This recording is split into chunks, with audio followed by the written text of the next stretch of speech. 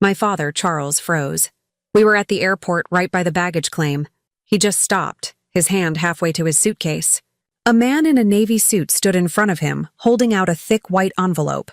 My name, Victoria Hale, was printed on the front. My brother Ryan was next to him. His face went pale.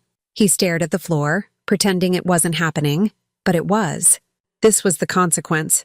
This was what they built, and it started 4 days ago. I was standing in my mother's dining room. They were laughing. Ryan looked right at me, his smile wide and cruel. "You're not part of the family," he said. "Don't show up." My mother covered her smile with a napkin. My father laughed, a loud, sharp sound that hit me harder than Ryan's words. They all laughed as I quietly put on my coat and walked out. I didn't yell. I just left. Now, standing at the airport, they weren't laughing.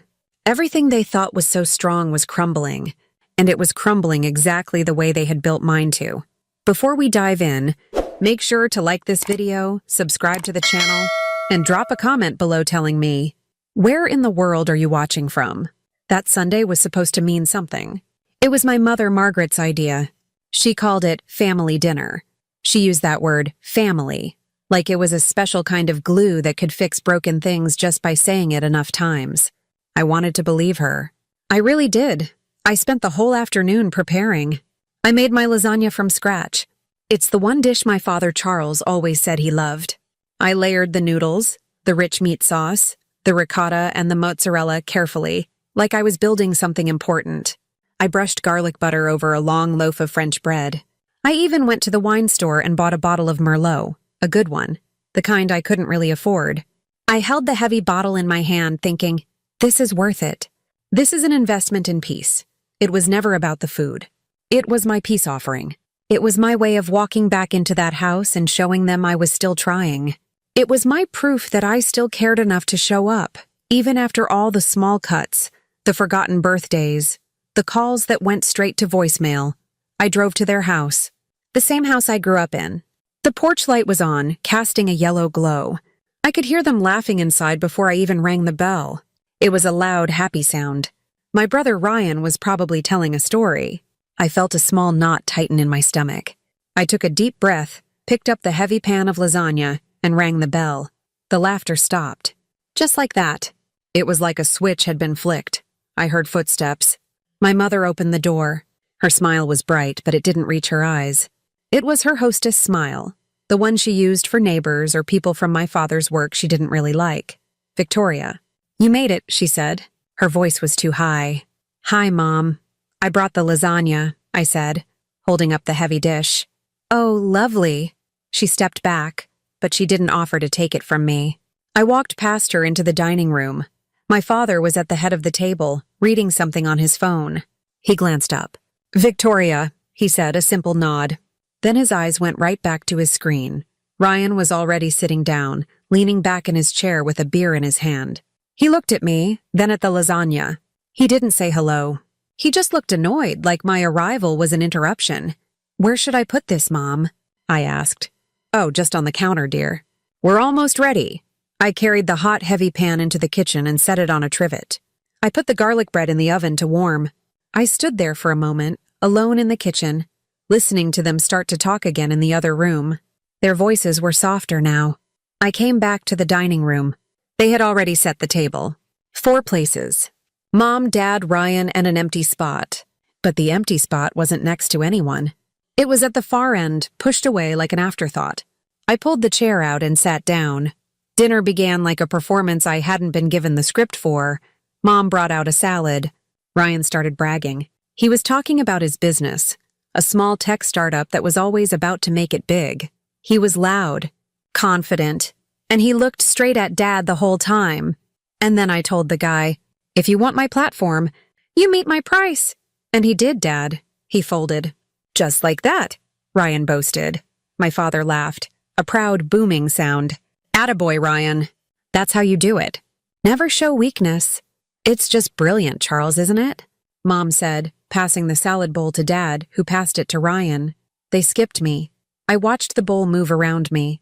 I had to wait until Ryan set it down before I could reach across the table for it. No one noticed. I knew Ryan's business wasn't brilliant. I knew this because I had quietly bailed it out 3 times. I had transferred him money from my own savings. Money I had worked overtime for. Money he promised to pay back and never did. The first time it was to cover payroll. The second, a supplier issue. The third was a can't-miss opportunity that just missed. I listened to him take credit for my sacrifices, and I just ate my salad. What could I say? If I spoke up, I would be the one starting a fight. I would be the one ruining the family dinner. I brought in the lasagna. I served everyone. Dad took a big piece.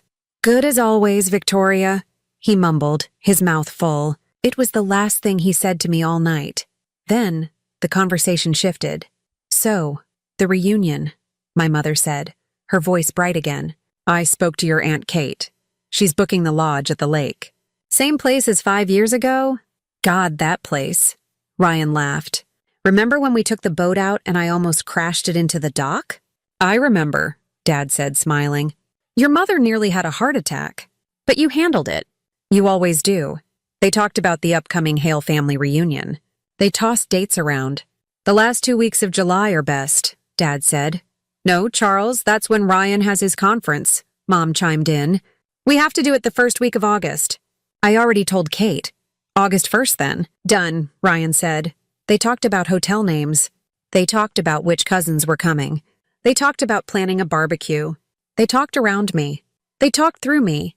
It was like I was a ghost at the table, a ghost who had brought a very good lasagna. I sat there gripping my wine glass. My heart was beating a slow, heavy rhythm. They were not just forgetting to include me. This was practice.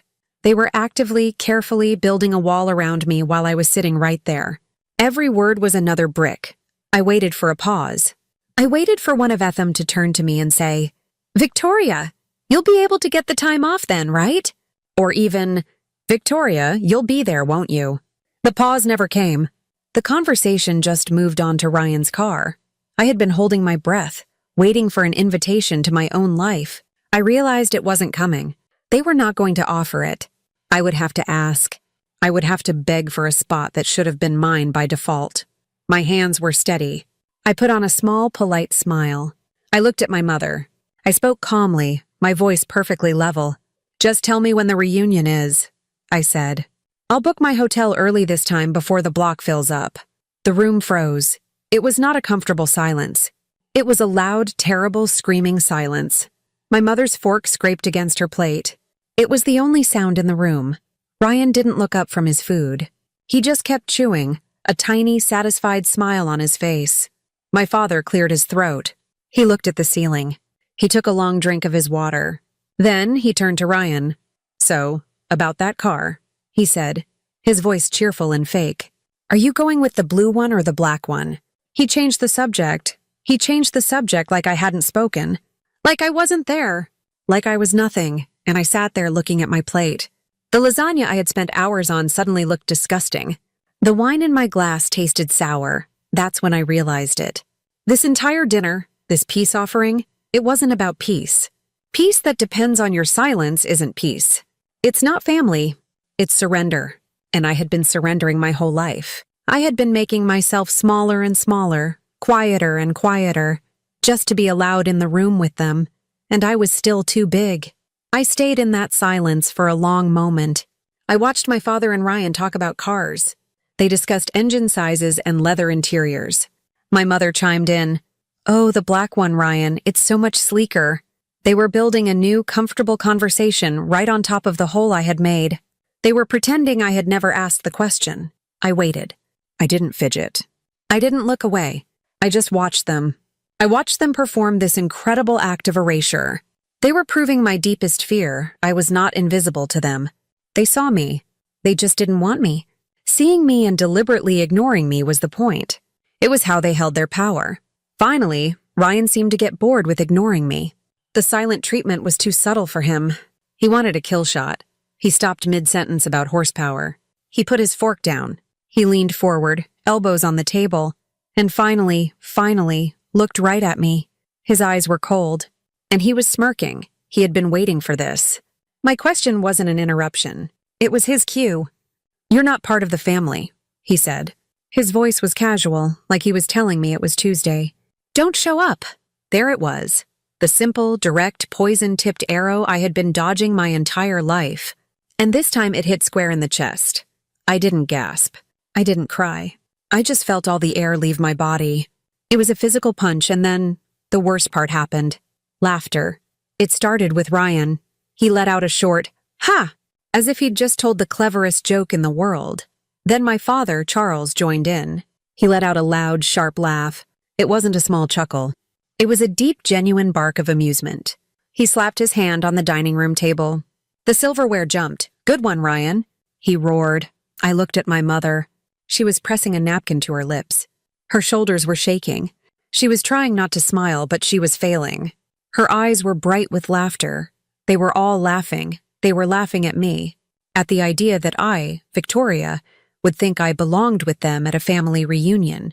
Even now, months later, I remember that sound more than the words.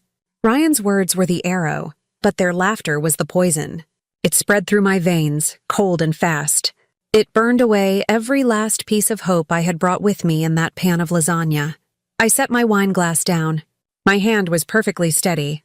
I folded my cloth napkin and placed it next to my plate. The plate was still half full. Ryan's laughter died down. He saw my face. He saw the cold stillness. He must have realized this was different. I wasn't fighting back. I wasn't crying. I was just done. The panic flickered in his eyes for just a second. Not guilt, panic. The panic of someone who has pushed too far and might lose their toy. "Come on, Victoria," he said, his tone shifting. He tried to sound playful, like he was the big brother teasing his kid sister. "Can't you take a joke?" I looked at him. I held his gaze. "You meant it," I said. My voice was soft. It was quiet. It was not a question. It was a statement. The whole table went silent again. Ryan's fake, jokey smile faded. He didn't deny it. He just stared at me, his expression hardening. He had been called on his lie, and he didn't like it. My mother looked down at her plate. My father scowled, annoyed that the fun was over. "Well," Dad said, his voice full of gravel. "No need to be so sensitive, Victoria. Ryan was just kidding." "No," I said, still looking at Ryan. "He wasn't." I stood up. My chair scraped softly on the hardwood floor. "Victoria, don't make a scene," my mother said. Her voice was sharp, worried. Not worried about me, worried about the dinner. I didn't look at her. I walked out of the dining room, into the hall. I took my coat from the closet. I pulled it on. I could feel their eyes on my back. They were frozen, watching me. They had expected me to absorb the hit, as always. They had expected me to sit back down, swallow my pain, and ask Ryan to please pass the salad. My complete lack of fight was confusing them. My obedience was the glue they counted on, and I had just let go. I walked to the front door. I put my hand on the doorknob. "This wasn't dinner," I said to the empty hallway. I knew they could hear me. It was a message. And I got it. I opened the door. The freezing night air hit my face. It felt clean. It felt real. I stepped outside and pulled the door shut behind me. I didn't slam it. I closed it. Quietly, firmly. I walked to my car. I got in. I sat there for a minute, my keys in my hand. My whole body was trembling, but it wasn't from cold. It was from shock. Then, through the closed door from inside the house, I heard it. Laughter. It started again. It was muffled, but it was unmistakable. First Ryan, then my father. They were laughing again. They were probably laughing at my exit line. Laughing at my melodrama. I turned the key.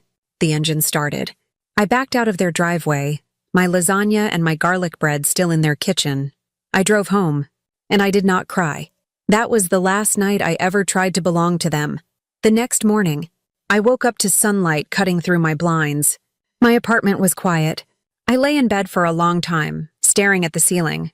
I felt hollowed out. I checked my phone. It was sitting on my nightstand, dark and silent. No new messages. No missed calls. No, Victoria, I'm so sorry. No, Ryan went too far. No, are you okay? Nothing. I got up. I made coffee. The silence in my small kitchen felt heavy. For my entire life, a fight with my family was followed by a terrible, anxious silence. A silence where I waited, stomach in knots, for them to forgive me. I would pace. I would rehearse my apology. I would be the one to call and say, "I'm sorry I got upset." I would be the one to fix what they had broken. But this time, I wasn't anxious. I wasn't waiting for an apology. I was just listening, and the silence from their end was an answer. It was a loud, clear confirmation of everything that was said. It wasn't a joke. I was not family. They were not sorry. They were relieved. The problem had removed itself. I went to work. I sat in meetings. I answered emails. I drank my coffee. I went to the gym. I came home. I made dinner. Still nothing. The second day was the same. Silence. The third day. Silence. By the fourth day, the hollowness was starting to fade. It was being replaced by something else. Something cold and hard and clear. It felt like my vision was sharper. The world looked brighter. I had been living in a fog of hope and obligation, and it was finally burning off. I wasn't waiting for a call anymore. I knew one would not come. Then, on the fourth afternoon, my phone buzzed. It was on my desk. I looked at it. A text message. The sender, Ryan. My heart didn't jump with hope. It didn't sink with dread. It just gave a small, hard thump. This, I thought, is it. This is the part where he needs something. I picked up the phone. I opened the message. It read, "Weird question. Did your bank block the transfer? The loan payment didn't go through." I read the text 3 times. Weird question. He was starting with weird question, as if nothing had happened. As if he hadn't detonated our entire relationship 4 days ago. Did your bank block the transfer? He was blaming my bank. He wasn't asking, did you cancel the automatic payment you've been making for my business loan for the past 2 years? He was asking if my bank had made a mistake. The entitlement was breathtaking. He believed, even after everything, that I was just the family's automated teller machine. He assumed the money would flow no matter what. No, hi Vic. No, are you okay? No, listen, about Sunday. Just money. I looked at his words. The loan payment didn't go through. The loan he was talking about was one of his brilliant business ideas. A line of credit I had co-signed for him 2 years ago because he couldn't get it on his own. He swore it was just a formality. He swore he would make every payment. For 6 months he did. Then he forgot, so I started making the payments. I set up an automatic transfer from my savings account to his. $500 on the first of every month. For 18 months. I had just paid it. Because it was easier than fighting. Because it protected my credit, which he had tied to his sinking ship. And because I thought it was what family did. After I left their house on Sunday, I had gone home. I sat at my computer, and I canceled the automatic transfer. I sat there looking at his text. I thought about all the things I could say. I could send him a long, angry paragraph detailing every single time he had hurt me. I could list every dollar I had ever given him. I could demand an apology, but I realized that would be a waste of energy. He wouldn't hear it. He would just see angry Victoria making a scene again. He understood simple, direct language.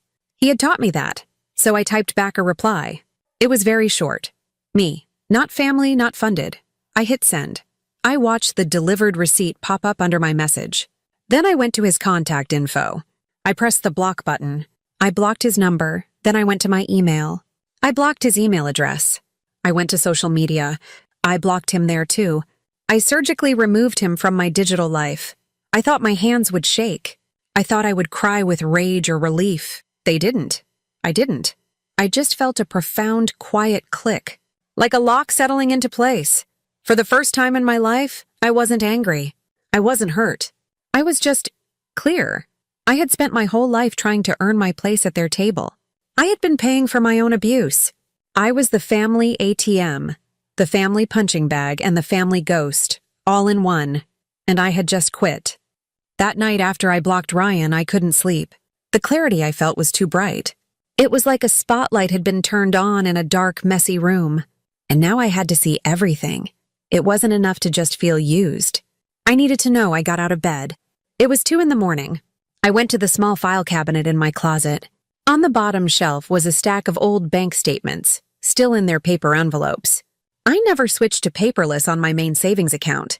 Some part of me liked having the physical record. I pulled them all out. I grabbed a legal pad, a pen, and a yellow highlighter. I went to the kitchen, made a cup of tea, and spread the statements out on my dining table. I started with 3 years ago. The first transfer to Ryan was small. $200. The memo line just said, help. I remembered that. He'd called me frantic. His power was going to be shut off. He was so embarrassed and would pay me back on Friday. He never did. I highlighted it. Yellow line. I kept going. I leafed through the months. A month later, $800. Memo. Car repair. I remembered that too. He said he couldn't get to work. I had just gotten my tax refund. I sent it. I highlighted it. Yellow line. I kept turning pages, going through the years. The amounts got bigger. The reasons got vaguer. Supplier issue. With $500. Payroll. $2,000. Emergency. $1,000. Yellow line. Yellow line. Yellow line. Each highlighted transfer was a small, sharp pain. It was a memory. I remembered where I was when I sent that money. When I sent him the $500 for his supplier, I had canceled my own dental appointment for a root canal. I told myself I could wait. When I sent the $2,000 for payroll, I was eating ramen noodles for dinner because my own paycheck was stretched thin.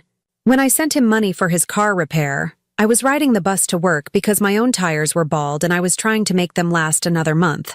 I had been setting myself on fire to keep him warm, and he had been using that warmth to laugh at me. I found the loan, the co-signed loan, and my automatic payments. $500 month after month. 18 months of payments. That alone was $9,000. I kept going, all the way back. I found transfers to my mother. Groceries, $300. Utility bill, $250. I even found transfers to my dad. $1,000 for what he called a short-term investment he wanted to make without Mom worrying. He'd pay me back with interest. He never mentioned it again. The yellow lines covered the pages. They looked like scars. They were glowing under the lamplight. I opened the calculator app on my phone. I started at the beginning. I typed in every number. 200, 800, 1,500, 2,000, 1,000, 9,000, 300, 250, 1,000, and all the small ones in between. $50 here, $100 there. Gas money. Dinner. I pressed the equals button. I stared at the number on the screen. $2,450, 20,000. $450. I had given them over $20,000. I thought I would be sick. I thought I would throw up, right there on the kitchen floor. But I didn't. I just looked at that number, and I looked at the highlighted statements. This was my proof. This was the receipt for my love. I had paid for every laugh. I had paid for every dinner. I had paid for the privilege of being ignored. I had funded the very business Ryan bragged about while I sat at the table in silence. I had paid for the wood in the chairs they sat in while they laughed at me. Every transfer was proof. Every dollar was a link in the chain they had wrapped around me. I highlighted the final number on my legal pad. I drew a box around it. Then I whispered it to the empty room. $20,000. I sat back in my chair. The tea in my mug was cold. This was not family. This was a long-form theft.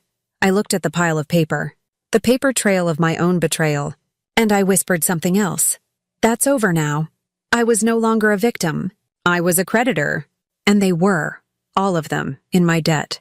The text message I sent to Ryan was a declaration of war. I knew that. My family, the Hales, did not handle being told no. They did not handle consequences. Their entire world was built on the idea that I would always absorb the damage. I was the family shock absorber, and I had just made myself rigid. I had blocked Ryan. I had not blocked my father, Charles, or my mother, Margaret. Not yet. I was saving that. I wanted to hear what they would say. I didn't have to wait long. 2 days after I blocked Ryan, my father's name flashed on my phone. I let it ring. It rang and then stopped. A minute later, it rang again. I let it ring. He did this 4 times. He was not a man who liked to be ignored.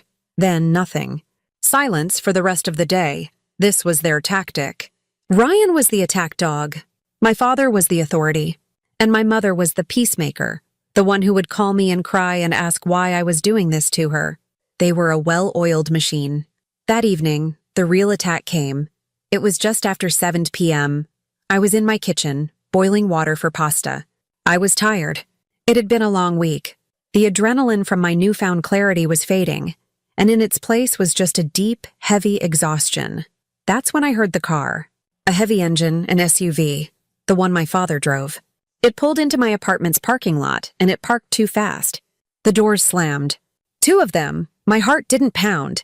It just sank. Here we go, I turned off the stove. I walked from my kitchen into my small living room. I stood in the center of the room, listening.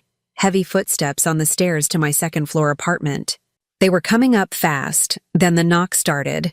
It wasn't a polite knock. It was a pound. Boom, boom, boom, a hard, official, angry sound. "Victoria!" My father's voice. It was muffled by the door, but it was clear. He was barking my name. I didn't move. I just stood there and waited. Boom, boom, boom. "Victoria! Open this door right now. We know you're in there." I walked quietly to the door. I looked through the peephole. It was them. My father, Charles, was standing right in front, his face red and tight. His shoulders were rigid in his expensive wool coat. He looked like a man about to foreclose on a house. Behind him, pacing back and forth in the narrow hallway, was Ryan. He looked terrible. His hair was a mess. He needed a shave. He looked panicked. He was the one who was in real trouble. My father was just angry. Ryan was scared. "Open the door, Victoria." My father yelled again. He pounded, rattling the frame. "This is ridiculous." I heard Ryan spit. His voice was higher, more frantic. "Just open the door, Vic. We need to talk. You can't just do this." "Do what?" I thought. "Stop paying for you?" I stayed perfectly still. I kept my eye at the peephole. I watched them. My father tried the doorknob. It was locked. He jiggled it, hard, as if he could force it open with his anger. "I am not playing this game, Victoria," he shouted. "You are in a lot of trouble. You have messed with your brother's business. You have to fix this." There it was. I didn't have to apologize. I didn't have to talk. I had to fix this. My only job in their eyes was to be the fixer. The ATM. "Just tell her you're sorry, Ryan," my father growled, turning to him. "I'm not apologizing. She's the one who—" "Just do it." Ryan stepped up to the door. He tried to make his voice sound nice. It was the fakest sound I had ever heard. "Vic, come on." "I'm sorry, okay? I was just kidding at dinner. It was a joke. You know I didn't mean it. Now open the door. You're being childish." A non-apology wrapped in an insult. Classic Ryan. I didn't move. I didn't breathe. This made my father even angrier. The performance of nice was over. He hit the door again with his whole fist. "Victoria Hale! Open this door!" I could hear a neighbor's door open down the hall. Someone was peeking out. "Charles, stop!" Ryan said, his voice dropping to a panicked whisper. "People are looking. I don't care." My father hissed, but he stopped pounding. He leaned in close to the door. "You have until tomorrow," he whispered, his voice low and menacing. "You turn that payment back on. You call your brother. You fix this. Or what, God? You're going to find out what it's like to not have a family. You think you're independent? You're nothing without us, the final threat. The one they had held over my head my whole life. We will abandon you." The joke was they already had. They had abandoned me years ago. I was just the last one to realize it. I watched them. Ryan was pulling at my father's arm. "Let's just go." "She's not opening." "Let's just go." My father stared at my door for a long, hard second. He looked like he wanted to kick it in. Then he turned, sharp and angry, and stormed off. Ryan followed, like a beaten dog. I listened to their heavy feet go down the stairs. I heard the SUV doors slam. I heard the engine roar to life and the tires squeal as they peeled out of the parking lot. Then, silence. The silence remained. It was heavy. It was perfect. I walked back to my kitchen. My hands were shaking. Just a little. The old fear was still there, a ghost in my veins. But I wasn't in a panic. I wasn't crying. I picked up my cup of tea. I had made it just before they came. It was still warm. I took a sip. I stood in my quiet apartment, and I understood something. Silence is a mirror. My entire life I had filled the silence. When they were angry, I would talk, apologize, and soothe. I would fill the quiet with my words, my money, my effort. I was terrified of their silence because it meant they were displeased. But now, I was the one who was silent, and they had to look at themselves in it. They had pounded on my door, and all they saw reflected back was their own ugly, desperate, entitled rage. They had no power over me. My silence showed them exactly who they were when they could no longer use me, and they were nothing. After the night they pounded on my door, the silence was different. It was not a tense, waiting silence. It was a settled, deep silence. I had made my move. They had made theirs. They had threatened me and I was still here. I went to my phone. I saw the list of missed calls from my father. I blocked his number. Then I went to my mother's contact. I looked at it for a long time. She hadn't called. She hadn't texted. She was the peacemaker, but she only ever made peace that benefited my father and my brother. She never once protected me. She was a coward. I blocked her number too. Now my phone was truly quiet. It was a strange feeling. For the first time in my life, I was not digitally tied to them. No one could text me an emergency. No one could call me to demand something. I thought I would feel lonely. I felt free. 3 days passed. I went to work. I came home. I started cooking the pasta I had planned to make. Life was moving on. Then the envelope arrived. I checked my mail, and it was there, tucked between a credit card offer and a utility bill. It was a plain white, business-sized envelope. My name, Victoria, was written on the front in my father's handwriting. His blocky, impatient script. No last name. No return address. I held it. It felt thick. Too thick to be a letter. My stomach gave a small, nervous lurch. Was this an apology? Was this a final, hateful letter telling me I was disowned? I went inside. I sat at my small kitchen table. I opened it. Inside was a stack of cash. 20s. I pulled them out and counted. $400. There was no note. No card, no explanation. Just $400 in cash. I stared at it. I laughed. It was a real laugh, but it was sad. $400. This was their next move. After the yelling and the pounding and the threats failed, they had moved on to bribery. But it was such an insulting bribe. I had given them over $20,000. I was paying a $500 a month loan for Ryan, and they thought $400 would fix it. This wasn't a repayment. This was a hush payment. This was a pat on the head. This was, here's some pocket money, little girl. Go buy yourself something nice and turn the real money back on. It showed me, in perfect, clear detail, how little they thought of me. They thought I was a dog who could be bought with a cheap treat. They thought my love, my pain, and my loyalty had a price tag, and that price was $400. I sat there for a long time, just looking at the wrinkled bills. I thought about all the things I could do with $400. It was not a small amount of money to me. It was my car payment. It was 2 weeks of groceries. It could fix the bald tires I still hadn't replaced. I picked up the stack of bills. I picked up the envelope they came in. I walked to my kitchen trash can. I lifted the lid, and I dropped the money inside. It fell onto a pile of coffee grounds and eggshells. I let the lid fall shut. The sound it made was soft. It was softer than forgiveness. But it was cleaner. I felt nothing. No regret. That money was not mine. It was a trap. It was a chain, and I was done with chains. That evening, as if he knew, my phone rang. A new number. An unknown caller. I knew who it was. I answered, hello. A second of silence. Then my father's voice.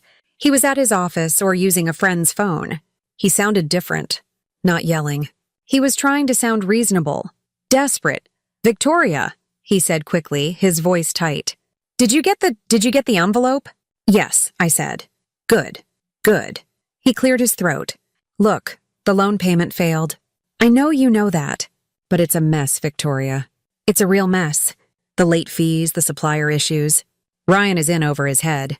This isn't a joke. He was pleading. He was trying to make me the adult. He was trying to make me feel guilty. It's not like we used you, Victoria, he said. That line.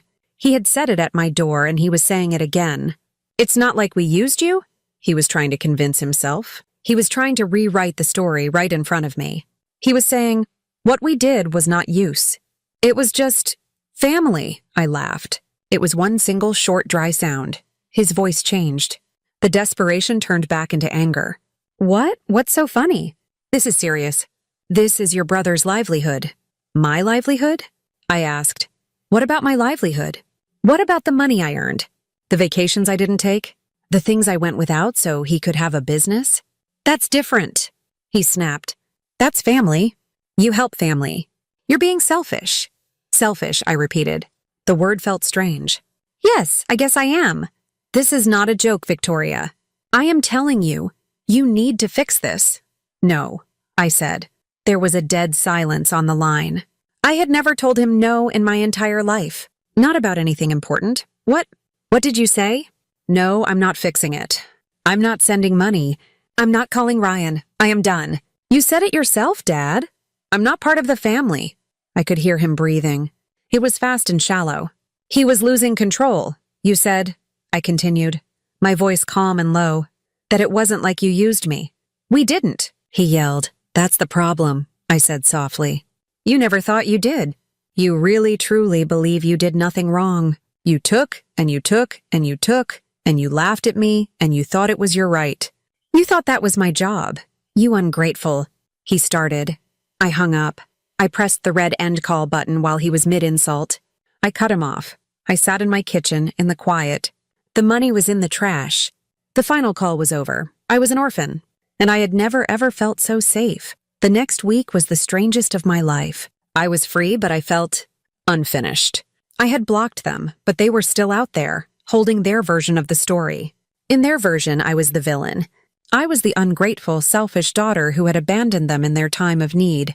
My mother would be telling this story to her friends. My father would be telling it to his. Ryan would be telling it to anyone who would listen. I was the bad guy, and that was not okay. It wasn't about revenge. It was about the truth. I had the paper trail. I had the $20,000 of proof. They needed to see it, not to make them pay me back. I knew that money was gone. They needed to see it so they could never, ever say they didn't know. That Friday, I went to an office supply store. I bought a 2-inch binder, a box of plastic page protectors, a red pen, and a pack of label maker tape. I went home. I made a pot of coffee, and I started the project. I took all my bank statements out of the cabinet. I spread them, years of my life, across my living room floor. I didn't just highlight them this time. I took the red pen. For every transfer to Ryan or my parents, I circled it. I wrote the date, the amount, and the reason he had given me.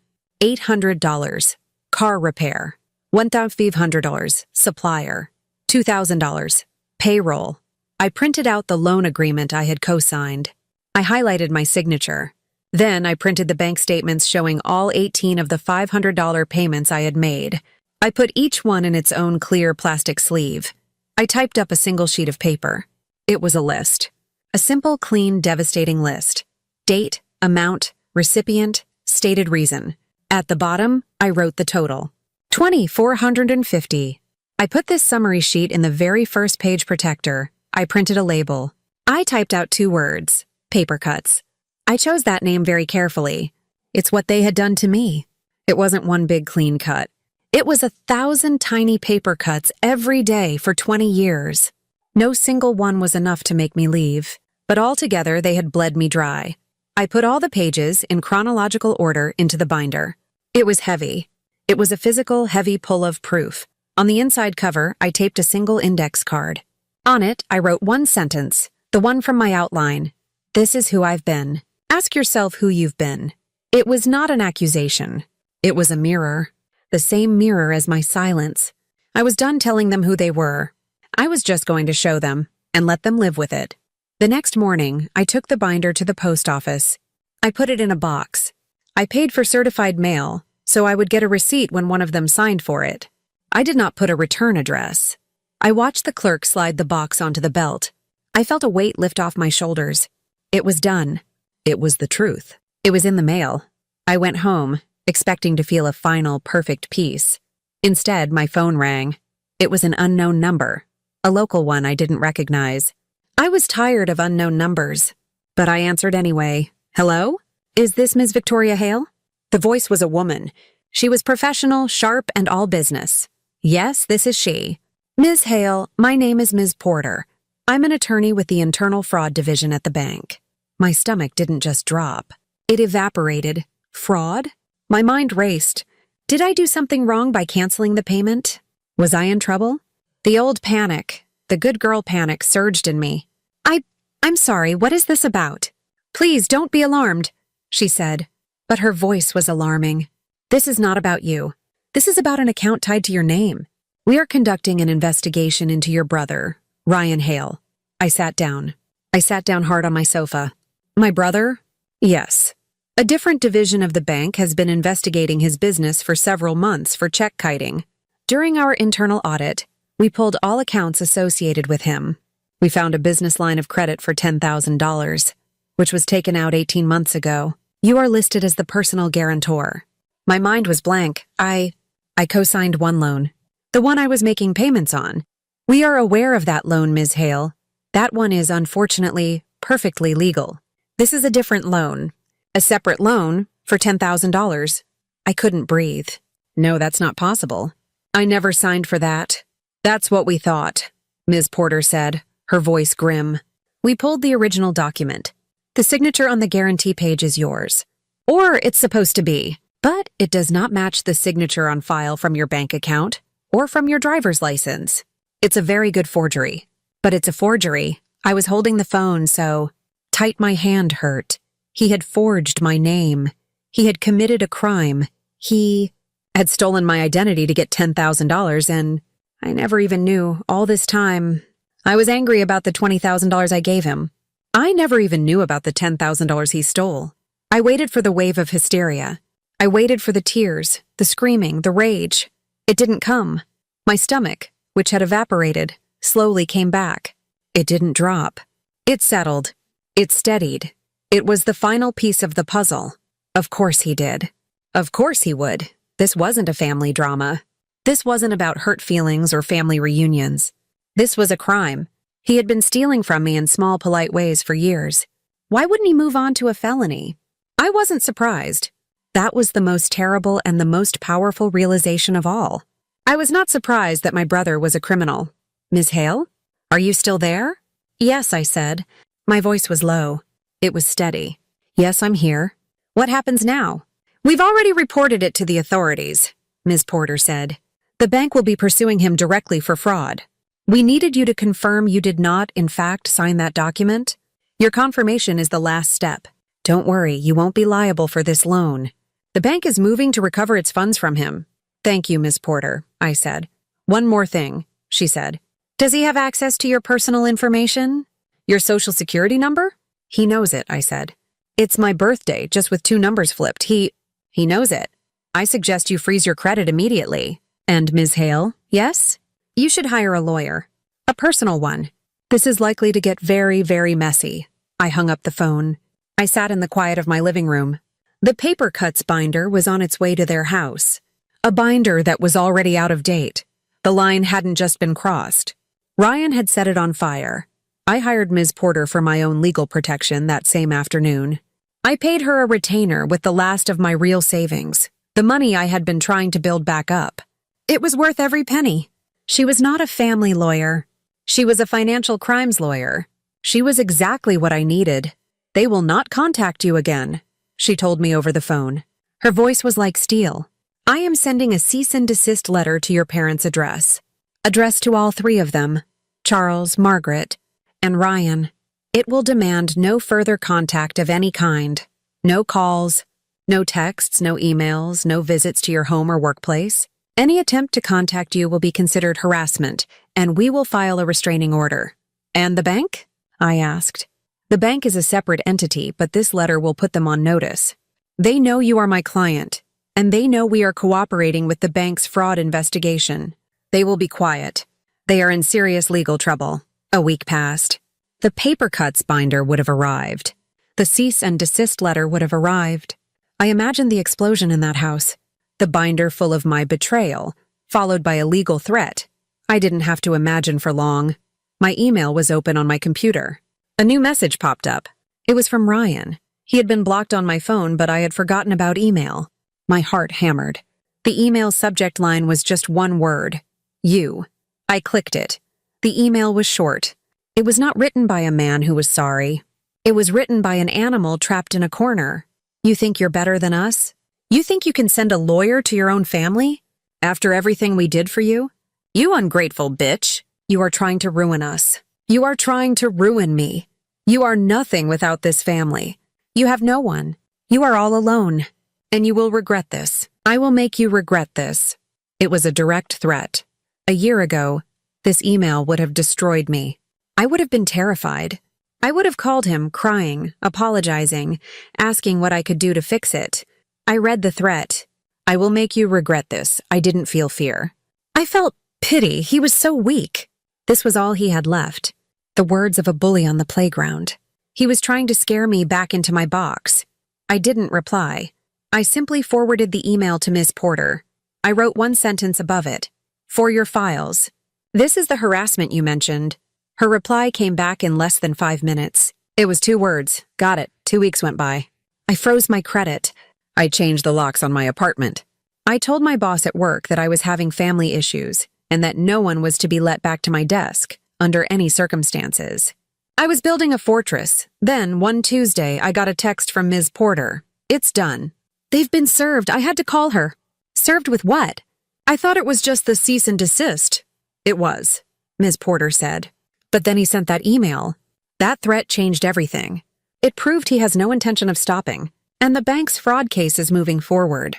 They are suing him, and because your father's name is on the business as a co-owner, they are suing him too. They are being sued for the $10,000 fraud and for defaulting on several other loans I didn't even know about. The bank is going after all of it. Where were they served? I asked. At the airport, I believe, she said, sounding distracted, looking at a file. The process server had been trying to find them for a week.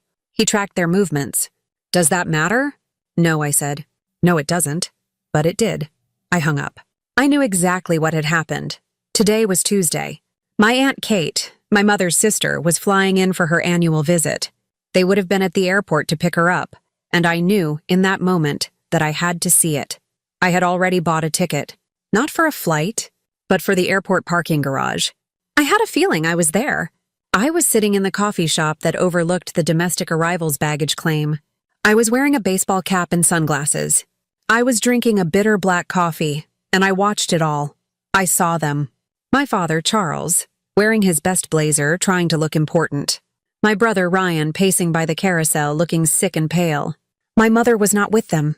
They were putting on a brave face for Aunt Kate. A man in a navy suit walked up to them. He was holding a thick white envelope. He said something to my father. My father turned. The man held out the envelope. My father, Charles, froze. He just stopped, his hand halfway to his pocket. He looked at the envelope. He looked at the man. I saw the man say his name. Charles Hale? My father nodded slowly. The man handed him the envelope. Then he turned to my brother. Ryan Hale? Ryan looked up, his eyes wide with panic. The man handed him a second envelope. My father tore his open. He pulled out the papers. I was too far away to read them, but I didn't need to. I saw his face. He didn't go red. He went white. A pale, sick gray white. He looked at the paper, and his eyes scanned down it. And I knew. I knew he was seeing the words fraud. I knew he was seeing the dollar amounts. I knew he was seeing my name, listed not as a defendant, but as a witness against them. My brother just stood there, his envelope in his hand, like it was a bomb. He stared at the floor, pretending it wasn't happening. My father looked up. His eyes full of terror scanned the crowd. He was looking for someone. He was looking for me. I held my breath. He couldn't see me. He looked back at the papers. His whole body seemed to shrink. The big, powerful man who had pounded on my door, who had roared at me my whole life, looked like an old, terrified man. Their world, the one built on my silence and my money, was crumbling. And it was crumbling in public, at an airport baggage claim with strangers all around them. I stood up. I finished my coffee. I threw the cup in the trash. I walked out of the airport. I didn't look back. I didn't need to see Aunt Kate's face when she arrived. This was not revenge. Revenge is hot and angry. This was justice. It was cold and it was clean. And it was finally finished. The months that followed were not dramatic. There were no more confrontations. The lawsuit was not a fast, exciting TV show. It was a slow, grinding machine. It was paperwork. It was depositions. It was a slow-motion collapse that I watched from a very, very long distance. I did my part. I gave my deposition to the bank's lawyers. I sat in a clean, bright conference room with Ms. Porter by my side. I told the truth. I brought my paper cuts binder, a new copy I had made for myself. I walked them through the $20,000 I had given. Then I told them about the $10,000 forgery. I was calm. I was factual. I did not cry. I just stated the facts, and then I went home. And I let the machine do its work. The fallout, when it came, was quiet, but total. Ryan's business, which was already a house of cards, collapsed completely. The bank seized its assets, which it turned out were nothing. The lawsuit for fraud, however, was personal. He had to declare bankruptcy. I heard from a distant cousin that he had to sell his flashy car and move back into my parents' house. My father's life was ruined. He was listed as a co-owner on Ryan's fraudulent business. His credit was destroyed. He was legally tied to all of Ryan's debt. The bank came for his assets. They had to sell the house I grew up in. They had to sell it to pay the banks what Ryan had stolen. My father, the big proud man, was forced into an early and very poor retirement. My mother's world, the one she cared about most, evaporated. Her social life, the neighbors all knew. The story was everywhere. The Hales, who thought they were so perfect, were broke. Their son was a criminal. They had lost their home. Aunt Kate, who had arrived at the airport to that scene, had told everyone. My mother's friends stopped calling.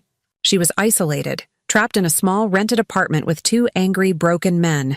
And me? I was fine. I got a promotion at work. I used the raise to move to a new apartment, a small, bright one-bedroom in a part of town they had never been to. I had new furniture. I had new friends, people who didn't know my family. I had a new savings account, one that I was slowly, $50 at a time, building back up. The $20,000 was gone. I accepted that. I would never get it back. It was the price of my education. It was the cost of my freedom. And for that, it was a bargain. One night, almost a year after the airport, my phone rang. It was an unknown number. I had a new policy. I didn't answer unknown numbers, but something made me pick it up. Hello? A long silence. I could hear quiet, shaky breathing. Then, a whisper. Victoria? I froze. It was my mother. Her voice was thin. I hadn't heard it in a year. I didn't say anything. I just waited. I know I shouldn't be calling, she whispered. She was probably hiding in a bathroom, calling from a new prepaid phone. Your lawyer. But I had to. She started to cry. It was not her usual manipulative crying. It was the weak, hoarse sobbing of someone who was completely defeated. I'm sorry, she whispered. The words sounded rusty, like she hadn't said them in decades. I'm sorry, Victoria. For all of it. For not protecting you. There it was. Not, I'm sorry for what we did. Not, I'm sorry for what your father and brother did. I'm sorry for not protecting you. It was an admission. It was the first and only true thing she had ever said to me. She was admitting that she saw it. She saw the abuse. She saw the bullying. She saw the theft. She saw me being laughed at in her own dining room, and she had done nothing. She had chosen them. She had chosen the abusers over the victim. She had chosen her husband and her son over her daughter. I closed my eyes. I thought about the little girl I had been, the girl who would run to her mom only to be told, don't bother your father, or just let your brother have it. It's easier. I thought of the woman at the dinner table. I know, Mom, I said. My voice was gentle. I was not angry. I was not anything.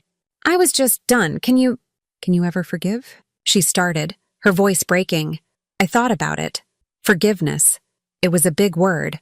I can forgive you from here, I said quietly. She didn't understand. What does that mean? Will you come? No, I said still gently. It means I forgive you. From here, from my new life. I don't have to come back to forgive you. I am not coming back.